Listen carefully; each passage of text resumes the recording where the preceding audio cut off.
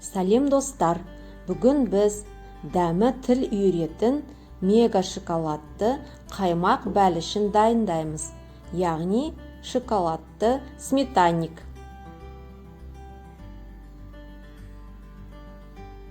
Ол үшін қамырына 1 жұмыртқаға 100 грамм қант қосамыз.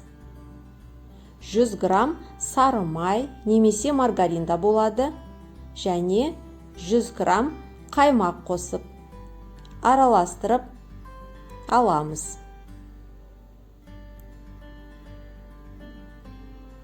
$350 грамм ұнға 1 шай қасық разрыхлитель қосып, қоспамызға қосып, жұмсақ қамыр илейміз. Видеода көрсетілгендей.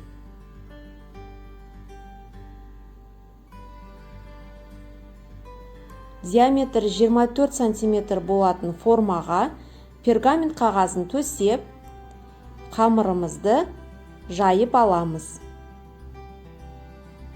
Енді салмасын дайындаймыз. 4 жұмыртқаға 80 грамм қант қосамыз. 400 грамм 20% қаймақ қосамыз.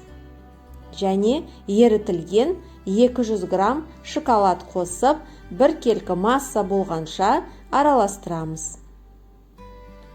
Жайып қойған қамырға, яғни формамызға шоколадты қоспамызды құямыз.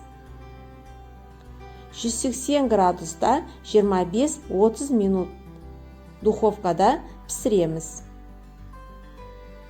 Шоколадты қаймақты бәлішіміз дайын.